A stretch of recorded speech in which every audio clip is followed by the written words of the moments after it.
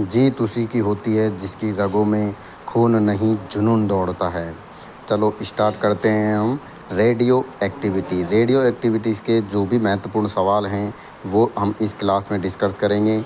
इसमें 1 से 2 सवाल 100% आपको रेलवे एग्ज़ाम में देखने को मिलेंगे।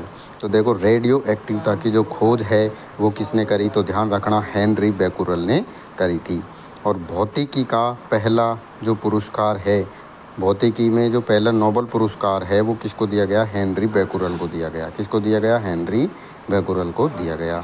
अगला क्वेश्चन देखो, रेडियो एक्टिव जो भारत में रेडियो एक्टिव जो पदार्थ हैं सबसे बड़ा भंडार किसका है, तो सबसे ज़्यादा जो रेडियो एक्टिव तत्व जो भारत में पाया जाता है वो है थोरियम, जिसे TH से लिखते हैं। ये जो है वो मोनोजाइट रेत में पाया जाता है। किसमें, मोनोजाइट। ठीक है, मोनोजाइट रेत में ये पाया जाता है। और ये जो पाई जाती है ये कहाँ पाई जाती है, केरल में पाई जाती है। ठीक है ना।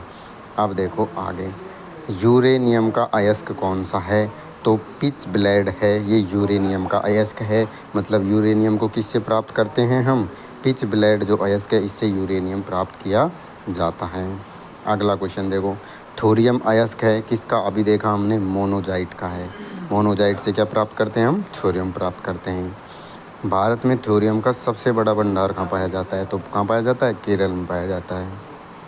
अगला क्वेश्चन देखो, जीवाश्मों की आयु किससे निर्धारित की जाती है, ध्यान रखना, जीवाश्मों की आयु ज्ञात करते हैं कार्बन 14 से। जैसे मान ले कोई चट्टान है, उसकी हमको देखने की ये कितनी पुरानी है, तो उसकी जो आयु है वो निर्धारित की जाती है कार्बन 14 जो है इससे ज्ञात करते हैं। पृथ्वी की आयु किससे ज्ञात करते हैं, तो पृथ्वी की जो आयु है यूरेनियम 235 से ज्ञात की जाती है। एकदम लल्लन टॉप सवाल हैं, सबको लिख लेना, सबको नोट कर लेना। अगला क्वेश्चन देखो, पृथ्वी की आयु ज्ञात करते हैं ये यूरेनियम 235। कैंसर का जो उपचार है वो किससे किया जाता है, कोबाल्ट 60 जो है इससे कैंसर का इलाज किया जाता है। ठीक है, कैंसर की बीमारी में किसका यूज़ होता है, कोबाल्ट 60 का यूज़ होता है। अगला क्वेश्चन देखो, सूर्य में कौन सी अभिक्रिया होती है, तो ध्यान रखना, सूर्य के अंदर होती है नाभिकीय संलयन की अभिक्रिया। ठीक है, देखो दो चीज़ होती है, एक होता है विखंडन, एक होता है संलयन।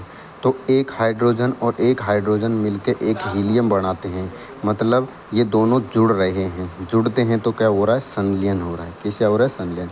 तो नाभिकीय संलयन की जो अभिक्रिया है वो सूर्य में पाई जाती है। ठीक है, और विखंडन जो होता है उसका मतलब होता है टूटना। ठीक है, तो संलयन का मतलब होता है जुड़ना और विखंडन का मतलब होता है टूटना। ठीक बात। तो सूर्य के अंदर क्या है, जो अभिक्रिया होती है वो नाभिकीय संलयन होती है। एग्ज़ाम में बहुत बार पूछा हुआ ये क्वेश्चन है, ध्यान रखना। अगला देखो, नाभिकीय संलयन जो अभिक्रिया है इसकी खोज किसने करी, तो बैथे ने करी। ठीक है, बैथे ने करी। अगला क्वेश्चन देखना, नाभिकीय संलयन है उस पर आधारित क्या है, तो हाइड्रोजन बम जो है ना, हाइड्रोजन बम, तो ये नाभिकीय संलयन अभिक्रिया पर आधारित है। मतलब एक हाइड्रोजन जुड़ के हीलियम बनाते, तो कहने का मतलब हाइड्रोजन जो बम बनता है वो किस पर आधारित होता है, वो आधारित होता है नाभिकीय संलयन पर। अगला देखो, अगला क्वेश्चन है नियंत्रित विखंडन। ये पहली बात तो विखंडन यानी टूट रहा है, टूटना। अब टूट भी कैसे रहा है, वो नियंत्रित, अनियंत्रित एक होता है, अनियंत्रित एक होता है नियंत्रित। तो नियंत्रित तरीक़ा से टूट रहा है, मतलब नियंत्रित जो विखंडन है वो पाया जाता है परमाणु भट्टी में। इसमें पाया जाता है परमाणु भट्टी में। और भारत में जो परमाणु ऊर्जा है उसका जनक है डॉक्टर होमी झागिर भाभा। क्या है, होमी झागिर भाभा। ध्यान रखना, भारत में परमाणु ऊर्जा का जनक डॉक्टर होमी झागिर भाभा को कहा जाता है। अगला क्वेश्चन देखो, विश्व की पहली परमाणु भट्टी, पहली बात तो कहाँ, शिकागो में लगाई गई थी विश्व की पहली परमाणु भट्टी। ठीक है, और उसका जो नाम था वो नाम था अप्सरा। ध्यान रखना, विश्व की पहली परमाणु भट्टी का नाम था अप्सरा। कहाँ लगाई गई थी, शिकागो में लगाई गई थी। ठीक है, आगे नाभिकीय, निम्न में कौन सी नाभिकीय संयंत्र नहीं है, ये पूछा नाभिकीय संयंत्र नहीं है। तो देखो, रावत भाटा है, ककरापाड़ है, तारापुरा है, भाखड़ नांगल है, ये नाभिकीय संयंत्र नहीं है। भाखड़ नांगल एक बांध है। क्या है, यह एक बांध है। ठीक है, तो इसमें आंसर हो जाएगा भाखड़ नांगल। अगला क्वेश्चन देखो, निम्न में किस स्थान पर नाभिकीय संयंत्र, ये तो देख लिया, परमाणु भट्टी में ईंधन के रूप में क्या यूज होता है, तो यूरेनियम 235 होता है। पृथ्वी की आयु ज्ञात करते हैं तो यूरेनियम 235 से, और यही परमाणु भट्टी में यूज होता है। ठीक है, अगला क्वेश्चन देखो। परमाणु जो भट्टी है ना, ये भट्टी, तो इसमें परमाणु भट्टी में भारी जल क्या काम करता है। भारी जल, पहली बात तो ये भारी जल जो होता है ना, ये बोलते हैं D2O, ध्यान रखा, इसको लिख लो, D2O, इसको कहते हैं भारी जल। ठीक है, इसका जो भार है वो है 20, इसका अणुभार हो गया 20। भारी जल है D2O, इसका अणुभार है 20। ठीक है और अब देखो ये आगे इसमें लिखा है परमाणु भट्टी में भारी जल का उपयोग क्या है, तो मंदक के रूप में है। मंदक का मतलब होता है जो अभिक्रिया होती है उसको क्या करता है, ये कम करता है। ठीक है, मतलब रोकता है ताकि वो ज़्यादा तेज गति से ना हो। तो मंदक के रूप में जो भारी जल का उपयोग किया जाता है। और भारी जल की जो खोज करी वो किसने करी, यूरे ने करी। किसने करी, यूरे ने। अगला देखो, परमाणु भट्टी में मंदक के रूप में जो मंदक छड़ क्या होती है, तो वो बनी होती है ग्रेफाइट की। ध्यान रखना, जो D2O ये मंदक के रूप में उपयोग करते हैं इसको, और जो छड़ जो होती है जो साइडों में लगी होती है वो ग्रेफाइट की बनी होती है। दोनों क्वेश्चन परमाणु भट्टी के हैं, दोनों ही मंदक के हैं, लेकिन ग्रेफाइट की तो छड़ होती है और D2O का उसमें उपयोग किया जाता है। भारत का सबसे बड़ा परमाणु संयंत्र है वो है तारापुर। कौन सा है, तारापुर। और भारत का पहला परमाणु संयंत्र भी तारापुर, सबसे बड़ा भी तारापुर। ठीक है, अगला क्वेश्चन देखो। निम्न में बेमेल छांटना है, तो देखो न्यूट्रॉन की खोज किसने करी, चैडविक ने करी, बिल्कुल सही बात है। इलेक्ट्रॉन की खोज थॉमसन ने करी, ये भी सही बात है। और एक्स किरण की खोज करी रोंटगन ने, ये भी सही बात है। लेकिन प्रोटॉन की खोज डाल्टन ने नहीं करी। प्रोटॉन की खोज करी किसने, रदरफोर्ड ने करी। ठीक है, रदरफोर्ड ने करी।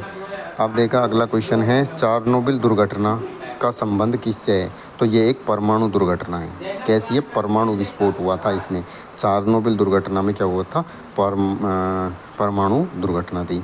और गैस त्रासदी, भोपाल गैस त्रासदी जो अपने भोपाल में हुई थी वो गैस त्रासदी थी, उसमें गैस लीकेज हुई थी। ठीक है, अगला क्वेश्चन देखो। राष्ट्रीय विज्ञान दिवस कब मनाते हैं, 28 फरवरी को मनाते हैं। किसके लिए बनाते हैं, किसके याद में, doctor CV Raman. Doctor CV Raman हैं, इनके जन्म दिवस पर 28 फरवरी को मनाया जाता है राष्ट्रीय विज्ञान दिवस। परमाणु बम की खोज किसने करी, ध्यान रखना, ओटो होम ने करी। परमाणु बम की खोज किसने करी, ओटो होम ने करी। किसने करी, ओटो होम ने। क्वेश्चन को लिख लेना, याद कर लेना। परमाणु बम की खोज किसने करी, ओटो होम, ओटो होम, ओटो होम। ठीक बात, ठीक बात। आगे देखो, भारत का पहला परमाणु परीक्षण, ध्यान रखना, भारत का पहला परमाणु परीक्षण 18 फरवरी सन 1974 को किया गया था। भारत का पहला परमाणु परीक्षण 18 मई 1974 को किया गया था। और 1998 में परमाणु बम परीक्षणों को क्या नाम दिया गया था, और ये किया गया था दूसरा। पहला 74 में किया गया था और दूसरा 98 में किया गया था। इसका नाम था ऑपरेशन शक्ति, और पहले वाले का नाम था ऑपरेशन बुद्धा। पहले वाले का जो था ऑपरेशन बुद्धा था, दूसरे वाले का नाम था ऑपरेशन शक्ति।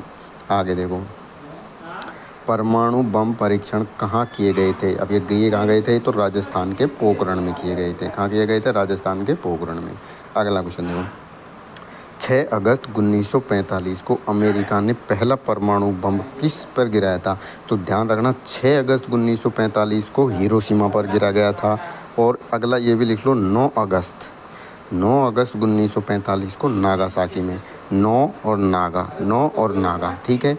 तो 9 अगस्त को नागासाकी में और पहले 6 अगस्त को हिरोशिमा में किया गया था। ये दोनों ही किसके हैं, जापान के शहर हैं। किसके हैं, जापान के 2 शहर हिरोशिमा और नागासाकी हैं, जिस पर 6 और 9 अगस्त को क्या गिराया था, अमेरिका ने परमाणु बम गिराया था।